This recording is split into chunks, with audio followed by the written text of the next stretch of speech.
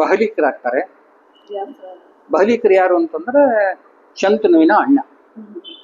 ಅವರು ಕೌರವರ ಜೊತೆ ಮಹಾಭಾರತ ಯುದ್ಧದಲ್ಲಿ ಯುದ್ಧ ಮಾಡ್ತಾರೆ. ಅವರು ಕೃಷ್ಣನ ಕೈಯಲ್ಲಿ ಸಾಯ್ಬೇಕು ಅಂತ ಆಸೆ, ಆದರೆ ಅವರು ಭೀಮನ ಕೈಯಿಂದ ಸಾಯ್ತಾರೆ. ಆ ಭೀಮನ ಸ್ಪರ್ಶ ಆದ್ರಿಂದ ಅವರು ವ್ಯಾಸರಾಜರಾಗಿ ಜನ್ಮ ತಾಳ್ತಾರೆ. ಅವರು ಶಿಷ್ಯಂದರು ಕನಕದಾಸರು, ಪುರಂದರದಾಸರು ಇತ್ತ ದಾಸರ ಪರಂಪರೆಯನ್ನ ಅವರು ಹುಟ್ಟಾಕ್ತಾರೆ. ಅವರೇನೆ ತಿಮ್ಮಣ್ಣ ಭಟ್ಟರಿಗೆ ಮಗನಾಗಿ ಹುಟ್ಟುತ್ತಾರೆ. ಅವನಿಗೆ ವೆಂಕಟನಾಥ ಅಂತ ಹೆಸರಿಡ್ತಾರೆ. ಅವರು ತಿಮ್ಮಣ್ಣ ಭಟ್ಟರು ತೀರ್ಕೊಂಡ್ಮೇಲೆ ಅಣ್ಣ ಗುರುರಾಜನೇ ಅವರಿಗೆ ಉಪನಯನ ಮಾಡ್ತಾರೆ. ಭಾವ ಲಕ್ಷ್ಮೀ ನರಸಿಂಹಾಚಾರ್ಯರ ಹತ್ರ ವೇದಾಧ್ಯಯನಕ್ಕೆ ಹೋಗ್ತಾರೆ. ಅಲ್ಲಿ ವೇದಾಧ್ಯಯನವಾಗುತ್ತೆ. ಅದಾದ್ಮೇಲೆ ಗುರುರಾಜರ ತಂದ ಕನ್ಯೆ ಸರಸ್ವತಿ ಜೊತೆ ವಿವಾಹ ಆಗುತ್ತೆ. ಹೆಚ್ಚಿನ ಅಧ್ಯಾಯಕ್ಕಾಗಿ ಅವರು ಇದಕ್ಕೆ ಇವ್ರ ಹತ್ರ ಹೋಗ್ತಾರೆ, ಸುಧೀಂದ್ರ ತೀರ್ಥರ ಹತ್ರ. ಅಲ್ಲಿ ಪಾಠ ಪ್ರವಚನ ಎಲ್ಲ ಆದ್ಮೇಲೆ ತಾವು ಕೂತು ಗ್ರಂಥ ರಚನೆ ಮಾಡ್ತಾ ಇರ್ತಾರೆ. ಒಂದ್ ದಿವಸ ಅವ್ರು ಹಾಗೆ ಗ್ರಂಥ ರಚನೆ ಮಾಡ್ತಾ ಅವ್ರಿಗೆ ನಿದ್ದೆ ಬಂದ್ಬಿಟ್ಟಿರುತ್ತೆ.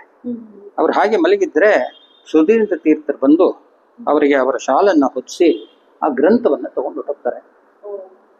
ಬೆಳಗ್ಗೆ ಬಂದು ಅವರು ನನ್ನ ಗ್ರಂಥ ಕಾಣೆ ಆಗಿದೆ ಅಂತ ಹೇಳ್ತಾರೆ. ಅವಾಗ ಅವ್ರು ಹೇಳ್ತಾರೆ, ನಿನ್ನ ಗ್ರಂಥ ಕಾಣೆ ಆಗಿಲ್ಲ, ನಾ ತಂದಿದ್ದೀನಿ, ಓದಿದ್ದೀನಿ. ಅದರಲ್ಲಿ ನೀ ಬರದ ಅಕ್ಷರಗಳೆಲ್ಲನೂ ಸರಸ್ವತಿ ಡ್ಯಾನ್ಸ್ ಮಾಡಿ ಅವಳ ಹೂವುಗಳೆಲ್ಲ ಉದುರಿ ಅಕ್ಷರಗಳಾಗಿವೆ ಅನ್ಸತ್ತೆ. ತುಂಬಾ ಪರಿಮಳವಾಗಿದೆ. ಹಾಗಾಗಿ ಆ ಗ್ರಂಥಕ್ಕೆ ಪರಿಮಳ ಗ್ರಂಥ ಅಂತ ಹೆಸರು. ನೀನು ಬರೆದಿದಿ, ನೀನು ಪರಿಮಳಾಚಾರ್ಯ ಅಂತ ಅವರಿಗೆ ಬಿರುದು ಕೊಡ್ತಾರೆ. ಅಂತ ಶಿಷ್ಯನ್ನ ಬೇರೆ ಬೇರೆ ಕಡೆ ವಾದ ವಿವಾದಕ್ಕೆ ಕರ್ಕೊಂಡು ಹೋಗ್ತಾರೆ. ಹಾಗೆ ವ್ಯಾಕರಣ ಭಾಷೆಯಲ್ಲಿ ಅವರು ವಿಜಯ ಸಾಧಿಸ್ತಾರೆ. ಹಾಗೆ ತಂಜಾವೂರಲ್ಲಿ ಅವರು ದ್ವೈತ ಅದ್ವೈತಗಳ ಬಗ್ಗೆ ವಾದ ವಿವಾದ 18 ದಿವಸಗಳಾಗುತ್ತೆ. ಅಲ್ಲಿ ಕೂಡ ವಿಜಯ ಸಾಧನೆ ಮಾಡ್ತಾರೆ. ಅವರಿಗೆ ಮಗು ಆಗುತ್ತೆ. ಅವರಿಗೆ ಲಕ್ಷ್ಮೀನಾರಾಯಣ ಅಂತ ಹೆಸರಿಡ್ತಾರೆ. ದೇಶ ವಿದೇಶಗಳಲ್ಲಿ ಅವರ ಹೆಸರು ಹರಡುತ್ತೆ. ಅವಾಗ ಎಲ್ಲ ಬರೋ ಮಕ್ಕಳನ್ನೆಲ್ಲ ಅವ್ರು ಸಾಕ್ಬೇಕಲ್ಲ. ಸೊ ಬಡತನ ಪ್ರಾರಂಭ ಆಗುತ್ತೆ. ಅವರೇ ಬೇರೆ ಕಡೆ ಒಂದ್ ಕಡೆಗೆ ಊಟಕ್ಕೆ ಹೋಗಿರ್ಬೇಕಾದ್ರೆ, ನಿಂಗೆ ಸುಮ್ಮನೆ ಬಿಟ್ಟು ಊಟ ಹಾಕಲ್ಲ, ಕೆಲಸ ಮಾಡು ಅಂತಾರೆ. ಗಂಧ ತೆಗಿಯಕ್ಕೆ ಕೆಲಸ ಕೊಡ್ತಾರೆ. ಅವ್ರು ಗಂಧ ತೆಗಿತಾ ಇರಬೇಕಾದ್ರೆ ಅಗ್ನಿ ಸೂಕ್ತ ಹೇಳಿಬಿಡ್ತಾರೆ. ಆ ಗಂಧ ಹಚ್ಚಿ ಅವ್ರಿಗೆಲ್ಲ ಮೈ ಉರಿಯುತ್ತೆ. ಏನು ಹಿಂಗೆ ಮಾಡ್ಬಿಟ್ಟಿಲ್ಲ ಅಂದರೆ ವರ್ಣ ಸೂಕ್ತ ಹೇಳಿ ಗಂಧ ತೆಗೆದುಕೊಡ್ತಾರೆ. ಹಾಗಾಗಿ ಅವರಿಗೆ ಆ ಉರಿ ಎಲ್ಲ ಶಮನವಾಗುತ್ತೆ. ಒಂದ್ಸಲಿ ಮಲಗಿರಬೇಕಾದ್ರೆ ಕಳ್ಳಕಾಕರು ಬಂದು ಅವ್ರ ಮನೇಲಿ ಇದ್ದ ಪಾತ್ರೆ ಪದಾರ್ಥ ಎಲ್ಲ ತಗೊಂಡು ಹೋಗ್ಬಿಡ್ತಾರೆ. ಇನ್ನು ಅವರ ಬಡತನದ ಪರಮಾವಧಿ. ಸೀದಾ ಬಂದು ಸುಧೀಂದ್ರ ತೀರ್ಥ ಹತ್ರ ನಡೆದಿದ್ದ ವಿಷಯಗಳೆಲ್ಲ ಹೇಳ್ತಾರೆ. ಅವರು ತಮ್ಮ ಮಠದಲ್ಲಿ ಇರ್ಲಿಕ್ಕೆ ಅವಕಾಶ ಮಾಡಿಕೊಡ್ತಾರೆ. ಸುಧೀಂದ್ರ ತೀರ್ಥರಿಗೆ ಸ್ವಲ್ಪ ಆರೋಗ್ಯ ಕ್ಷೀಣಿಸೋದಾಗ ಅವ್ರು ಹೇಳ್ತಾರೆ, ನೀನೇ ಆಶ್ರಮವನ್ನು ಸ್ವೀಕಾರ ಮಾಡು ಅಂತ. ಅದಕ್ಕೆ ಇಲ್ಲ, ನನಗೆ ಇನ್ನು ಸಂಸಾರದಲ್ಲಿ ವ್ಯಾಮೋಹ ಹೋಗಿಲ್ಲ, ನಾನು ಅನರ್ಹ ಅಂದ್ಬಿಡ್ತಾರೆ. ತಕ್ಷಣ ಯಾದವೇಂದ್ರರಿಗೆ ಅವರಿಗೆ ಸನ್ಯಾಸಾಶ್ರಮ ಕೊಡ್ತಾರೆ. ಆಮೇಲೆ ಹೇಳ್ತಾರೆ, ಮೂಲರಾಮರ ಪೂಜೆ ಇಬ್ಬಿಪ್ರಿಯಾತಿಗೆ ನೀನು ಹೋಗು, ನಾನು ಮಾಡ್ತೀನಿ ಅಂತ ಹೇಳಿ ಅವರಿಗೆ ಪರ್ಯಟನೆಗೆ ಕಳಿಸ್ಬಿಡ್ತಾರೆ. ಆದರೆ ಅವರು ಮಲಗಿರಬೇಕಾದ್ರೆ ರಾಮದೇವರವರು ಕನಸಲ್ಲಿ ಬಂದು ವೆಂಕಟನಾಥನಿಗೆ ನೀವು ಇದು ಸನ್ಯಾಸಾಶ್ರಮ ಕೊಡಬೇಕು ಅಂತ ಆಜ್ಞಾಪಿಸ್ತಾರೆ. ತಕ್ಷಣ ಲಕ್ಷ್ಮೀನಾರಾಯಣನಿಗೆ ಉಪನಯನಕ್ಕೆ ಎಲ್ಲ ಏರ್ಪಾಡು ಮಾಡ್ತಾರೆ. ಅದಾದ್ಮೇಲೆ ವೆಂಕಟನಾಥನ್ ಮಲಗಿರಬೇಕಾದ್ರೆ ಸರಸ್ವತಿಯವರ ಕನಸಲ್ಲಿ ಬಂದು ಹೇಳ್ತಾರೆ, ನೀನೇ ಈ ಸನ್ಯಾಸಾಶ್ರಮ ಸ್ವೀಕಾರ ಮಾಡಬೇಕು, ನಾನು ನಿನ್ನ ನಾಲ್ಗೆ ಮೇಲೆ ನಿಲ್ತೀನಿ, ನೀನು ಪ್ರಹ್ಲಾದನಾಗಿ ಎಷ್ಟು ಪುಣ್ಯ ಮಾಡಿದ್ಯೋ ಆ ಪುಣ್ಯವನ್ನೆಲ್ಲ ನೀನು ಜನರಿಗೆ ಹಂಚಬೇಕು, ಇದು ಕಾಲ ನೀನು ಹಂಚು ಅಂತ ಹೇಳ್ತಾರೆ. ಹೆಂಡತಿ ಹತ್ರ ಹೇಳ್ತಾರೆ, ನೋಡು ಹೀಗಾಗಿದೆ ಕನಸು ಅಂತ. ಅವ್ರು ಹೇಳ್ತಾರೆ, ಪತಿಚಿತ್ತ ಅನ್ನತ್ಲೇ 1621 ಅವರು ರುದ್ರೋದ್ಗಾರಿ ಸಂವತ್ಸರದ ಪಾಲ್ಗುಣ ಶುದ್ಧ ದ್ವಿತೀಯ ವೆಂಕಟನಾಥರು ರಾಘವೇಂದ್ರ ಸ್ವಾಮಿಗಳಾಗಿ ಸನ್ಯಾಸಾಶ್ರಮ ಸ್ವೀಕಾರ ಮಾಡ್ತಾರೆ. ಅದಾದ್ಮೇಲೆ ಅವರ ಹೆಂಡತಿ ಅವರ ಮುಖ ನೋಡೋ ಹಾಗಿಲ್ಲ. ಅದಕ್ಕೋಸ್ಕರ ಅವರು ಆತ್ಮಹತ್ಯೆ ಮಾಡಿಕೊಂಡು ತಾವು ಪಿಶಾಚಿ ಜನ್ಮದಲ್ಲಿ ಬಂದು ನೋಡ್ತಾರೆ. ಅವಾಗ ಅವ್ರು ಹೇಳ್ತಾರೆ, ಇದು ನಿನಗೆ ಒಳ್ಳೇದಲ್ಲ ಅಂತ ಹೇಳಿ ಅವರ ಮಂತ್ರ ಶಕ್ತಿಯಿಂದ ಅವರಿಗೆ ಮುಕ್ತಿ ಕೊಡಿಸ್ತಾರೆ. ಹಾಗೆ ಉಡುಪಿಗೆ ಹೋಗಿ ಅಲ್ಲಿ ಕೃಷ್ಣನ ಮುಂದೆ ಇಂದು ಎನಗೆ ಗೋವಿಂದ ಹಾಡನ್ನು ಹಾಡಿ ಅವರ ಅನುಗ್ರಹ ಪಡೆದು ಮುಂದೆ ಹೊರಡ್ತಾರೆ. ಒಬ್ಬ ದನ ಕಾಯೋನು ಕೇಳ್ತಾನೆ, ಗುರುಗಳೇ ನನಗೆ ಉದ್ಧಾರ ಮಾಡಿ ಅಂತ. ನಿನಗೇನು ಉದ್ಧಾರ ಮಾಡ್ಲೋ, ನಿನ್ ಕಷ್ಟ ಬಂದಾಗ ನಾನು ನೆನೆಸ್ಕೊಂತಾರೆ. ಆವಾಗ ಒಂದ್ಸಲಿ ಸಿದ್ದಿ ಮಸೂದ್ ಖಾನ್ ಅವನು ಅಲ್ಲಿ ವಿಶ್ರಮ ಬಂದಿರ್ತಾನೆ. ಅವನಿಯಾಗಿ ಬಂದು ಒಂದು ಪತ್ರ ಕೊಡ್ತಾನೆ, ಇದು ಓದು ಅಂತ. ಅವನಿಗೆ ಓದಕ್ಕೆ ಬರಲ್ಲ. ಇವನಿಗೆ ಹೇಳ್ತಾನೆ ಓದು ಅಂತ. ಇವನಿಗೂ ಬರಲ್ಲ. ನಂಗೆ ಬರಲ್ಲ ಅಂದ್ರೆ ಕಡ್ದಾಕ್ಬಿಡ್ತೀನಿ, ಓದು ಅಂತಾನೆ. ಆವಾಗ ಅವನು ರಾಘವೇಂದ್ರ ಸ್ವಾಮಿಗಳನ್ನ ನೆನ್ಸ್ಕೊತಾನೆ. ಅವನಿಗೆ ಓದಕ್ಕೆ ಬರುತ್ತೆ. ಆಮೇಲೆ ಅವನ ವೃತ್ತಾಂತವೆಲ್ಲ ತಿಳ್ಕೊಂಡು ಅವನ್ನ ತಮ್ಮ ಮಂತ್ರಿಯಾಗಿ ಮಾಡ್ಕೊತಾರೆ, ದಿವಾನನ್ನಾಗಿ ಮಾಡ್ಕೋತಾರೆ. ಒಬ್ಬ ಶಿಷ್ಯ ಕೇಳ್ತಾನೆ, ನಾನು ಮದುವೆ ಮಾಡ್ಕೋಬೇಕು, ನಂಗೆ ಧನ ಸಹಾಯ ಮಾಡಿ ಅಂದ್ರೆ, ಅಲ್ವೋ ನನ್ನ ಹತ್ರ ಎಲ್ಲಿ ಬರಬೇಕು, ದನ ತಗೋ ಅಂತ ಹೇಳಿ ಒಂದು ಹಿಡಿ ಮಣ್ಣು ಕೊಡ್ತಾರೆ, ಮೃತ್ತಿಕೆ. ಅದನ್ನ ತಗೊಂಡು ಅವನು ಊರಿಗೆ ಹೋಗ್ತಿರ್ಬೇಕಾದ್ರೆ ಮಧ್ಯದಲ್ಲಿ ಒಂದು ಗ್ರಾಮದಲ್ಲಿ ಮಲ್ಕೋತಾನೆ ಜಗಲಿ ಮೇಲೆ.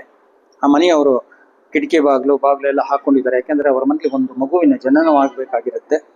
ಆ ಪಿಶಾಚಿ ಒಂದು ಅವರನ್ನ ಕಾಡ್ತಾ ಇರುತ್ತೆ. ಅವ್ರು ಬಂದಾಗ ಅವ್ರು ಹೇಳ್ತೆ, ಆ ಮಣ್ಣನ್ನ ಬಿಸಾಕು ಅಂತ. ಅವನು ಅದ್ರ ಮೇಲೆ ಬಿಸಾಕಿದ್ರೆ ಅದು ಸುಟ್ಟು ಬೂದಿ ಆಗುತ್ತೆ.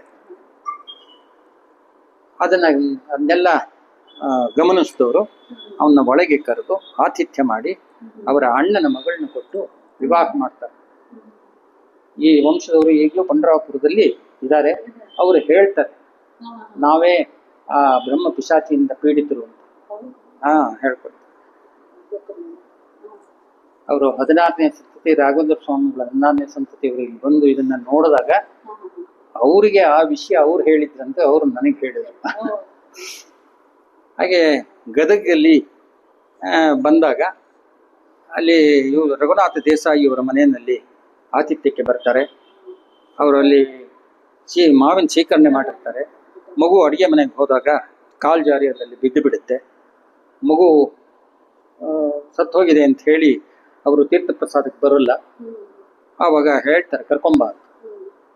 ತಗೊಂಬ ಅನ್ನಲ್ಲ, ಕರ್ಕೊಂಬ ಅಂತ. ಕರ್ಕೊಂಬರ್ತಾರೆ. ತೀರ್ಥ ಪ್ರೋಕ್ಷಣೆ ಮಾಡಿ ರಾಮರ ದಯದಿಂದ ಅವನಿಗೆ ಜೀವ ಕೊಡ್ತಾರೆ. ಒಬ್ಬ ನಾಸ್ತಿಕ ಅವನು ಹೇಳ್ತಾರೆ ಶಿರಸಂಗಿ ಅಂತ. ನಿಮ್ ರಾಯರು ಏನ್ ಬೇಕಾದ್ರೆ ಮಾಡ್ತಾರೆ, ಏನ್ ಬೇಕಾದ್ರೆ ಮಾಡ್ತಾರೆ.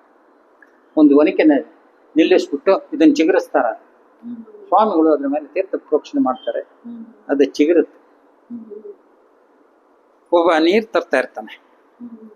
ಅವನು ಹೇಳ್ತಾನೆ ಸ್ವಾಮಿಗಳ ಹತ್ರ, ನನಗೆ ವಯಸ್ಸಾಯ್ತು, ನಾನು ತುಂಗಾ ತೀರದಿಂದ ಅಡಿಗೆಗೆ ಮತ್ತೆ ಕುಡಿಯಕ್ಕೆ ನೀರು ತರ್ತಾ ಇದ್ದೆ, ವಯಸ್ಸಾಯ್ತು, ನನಗೆ ಇನ್ನು ಈ ಕಾಯಕ ಮಾಡೋಕ್ಕಾಗಲ್ಲ, ನನಗೆ ಮುಕ್ತಿ ಕೊಡಿ ಅಂತ. ನಾಳೆ ಬಾ ಅಂತ ಹೇಳ್ತಾರೆ. ಯಾವಾಗ ವೈಶ್ಯದೇವ ನಡೀತಾ ಇರುತ್ತೆ, ಅಗ್ನಿ ಪ್ರವೇಶ ಮಾಡು ಅಂತಾರೆ. ಯಾರು ಕಾಯ ವಾಚ ಮನಸ ತಮ್ಮ ವೃತ್ತಿಯನ್ನು ಮಾಡ್ತಾರೆ ಅವರು ಪ್ರಮೋಷನ್ ಉಂಟು. ನಿನಗೆ ಏನು ಇದಕ್ಕೆ ಪುಷ್ಪ ಬಹುಮಾನ ಬರುತ್ತೆ, ಅವನ್ನ ಕರ್ಕೊಂಡು ಹೋಗ್ತಾರೆ. ಡೆಲ್ಲಿ ದೇಸಾಯಿ ಬಂದಾಗ ಅವನು ಮಗುನ್ನ ಸತ್ತ ಅಂತ ಹೇಳಿ ದಫನ್ ಮಾಡಕ್ ಹೋಗ್ತಿರ್ತಾರೆ. ಆವಾಗ ಅವರು ಬಂದು ಗರುಡ ಮಂತ್ರ ಹೇಳಿ ಹಾವು ಕಚ್ಚಿ ಸತ್ತ ಅಂತ ಅನ್ಕೊಂಡಿರ್ತಾರೆ. ಆದ್ರೆ ಗರುಡ ಮಂತ್ರ ಹೇಳಿ ಅವನ್ನ ಬದುಕಿಸ್ತಾರೆ. ಹಂಗೆ ರಾಯಚೂರಲ್ಲಿ ತುಂಬಾ ಬಂಡೆಗಾಡು, ನೀರಿಲ್ಲ ಬೇರೆ. ಆ ಶಿಷ್ಯನ ಹೆಂಡತಿಗೊಬ್ಬಳಿಗೆ ಪ್ರಸವ ವೇದನೆ ಶುರುವಾಗುತ್ತೆ. ಆವಾಗ ತಮ್ಮ ಶಾಲ್ನ ಬಿಸಾಕಿ ಆ ನೆರಳಲ್ಲಿ ಮತ್ತೆ ಅವರ ಕಮಂಡುವಿಂದ ನೀರು ಧಾರಾಕಾರವಾಗಿ ಹರಿಯುತ್ತೆ. ಅದರಲ್ಲಿ ಅವಳಿಗೆ ಮಗುವಿಗೆ ಜನ್ಮ ಆಗುತ್ತೆ.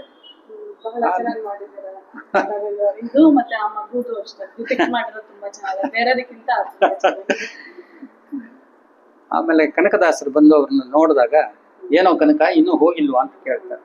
ಎಲ್ಲಿ ಗುರುವಿನ ಗುಲಾಮನಾಗುವ ತನಕ ದೊರಕದನ್ನ ಮುಕ್ತಿ. ಅವಾಗ ಹೇಳ್ತಾರೆ, ನಾಳೆ ದಿವಸ ಏನಾದ್ರು ತಗೊಂಬ ಮೂಲರಾಮ ಪೂಜೆಗೆ ಅಂತ. ಅವರು ಸಾಸಿವೆ ತಗೊಂಡು ಬರ್ತಾರೆ. ಆ ಸಾಸಿವೆನ ಕಳಿಸ್ತಾರೆ ಉಪಯೋಗಿಸಿ ಅಂತ. ಚಾತುರ್ಮಾಸ ಇದೇನು ಬರೋದಿಲ್ವಲ್ಲ ಅಂದ್ರೆ, ಭಕ್ತ ತಂದದ್ದು ದೇವರು ಉಪಯೋಗ ಮಾಡ್ತಾನೆ, ಉಪಯೋಗಿಸಿ ಅಂತಾರೆ. ಹಾಗಾಗಿ ದಿವಸ ಊಟ ಎಲ್ಲ ಆದ್ಮೇಲೆ ಅವರಿಗೆ ಮುಕ್ತಿ ಕೊಡ್ತಾರೆ. ಆ ಇದು ಸ್ತಂಭವನ್ನ ಅವರ ಹೆಸರಲ್ಲಿ ಅದನ್ನ ನಿಲ್ಲಿಸ್ತಾರೆ. ಕ್ಷಾಮ ಬಂದಾಗ ರಾಜ ಕೇಳ್ಕೊತಾನೆ, ಕೇಳ್ಕೊಂಡಾಗ ಶ್ರೀ ಬೀಜಾಕ್ಷರ ಬರೆದು ಧಾನ್ಯನ ಅಕ್ಷಯಗೊಳಿಸ್ತಾರೆ. ರಾಜ ಅವರಿಗೆ ಮುತ್ತು ರತ್ನದ ಹಾರ ಕೊಡ್ತಾರೆ. ಆದ್ರೆ ಅವರು ನನಗೆ ಯಾಕೋ ಇದು ಶ್ರೀರಾಮ ತಗೋ ಅಂತ ಹಾಕ್ಬಿಡ್ತಾರೆ.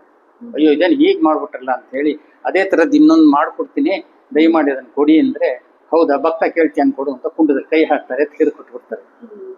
ಅವನು ಅವರ ಅನ್ಯಾಯ ಆಗ್ಬಿಡ್ತಾನೆ. ಅದೇ ಇದಕ್ಕೆ ಬಂದಾಗ ಆದೋನಿಗೆ ಬಂದಾಗ ಸಿದ್ದಿ ಮಸೂದ್ ಖಾನ್ ಅವ್ರನ್ನ ಕರೆದು ಅವ್ರಿಗೆ ಅವಮಾನ ಮಾಡಕ್ಕೋ ಪರೀಕ್ಷೆ ಮಾಡ್ಲಿಕ್ಕೋ ಅವ್ರನ್ನ ಕರೆದು ಮಾಂಸದ ತಟ್ಟೆನ ತಂದು ಅವ್ರ ಮುಂದೆ ಇರ್ತಾನೆ. ಅವರು ಪ್ರೋಕ್ಷಣೆ ಮಾಡ್ತಾರೆ, ಅದು ಫಲಪುಷ್ಪ ಆಗುತ್ತೆ.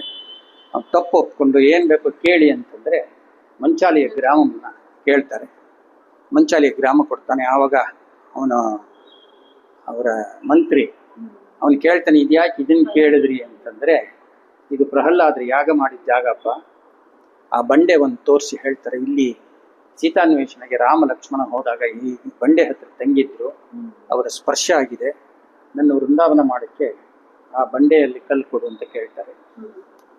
ಆಮೇಲೆ ಮಂಚಾಲಮ್ಮನ ಕುಲದೇವತೆಯನ್ನ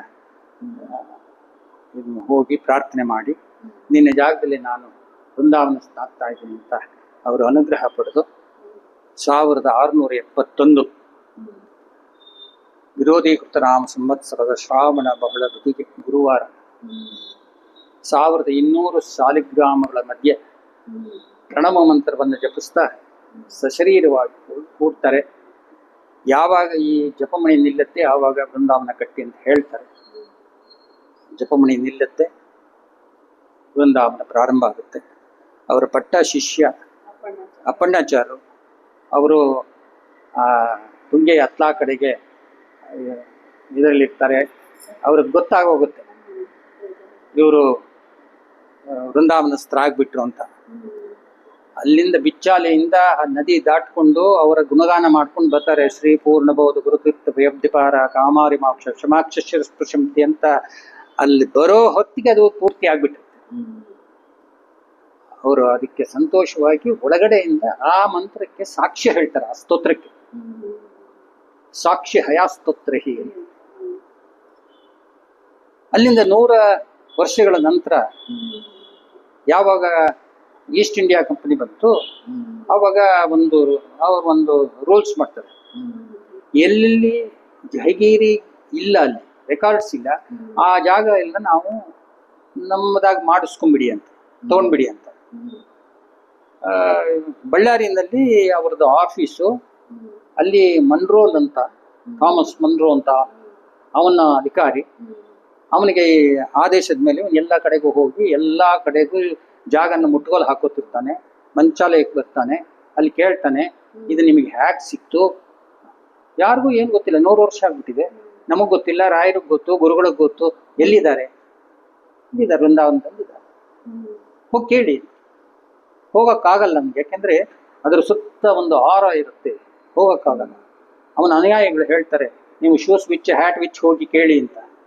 ಹೋಗಿ ಕೇಳಿದ್ರೆ ಆಗ ರಾಯರು ಆಚೆ ಬಂದು ಅವನ ಜೊತೆ ಮಾತಾಡಿ ಪೂರ್ತಿ ವಿವರವನ್ನ ಕೊಡ್ತಾರೆ. ಅವನು ಅದನ್ನ ಗೆಜೆಟ್, ಮಡ್ರಾಸ್ ಗೆಜೆಟ್ ನಲ್ಲಿ ಅದನ್ನ ನಮೂದಿಸ್ತಾನೆ.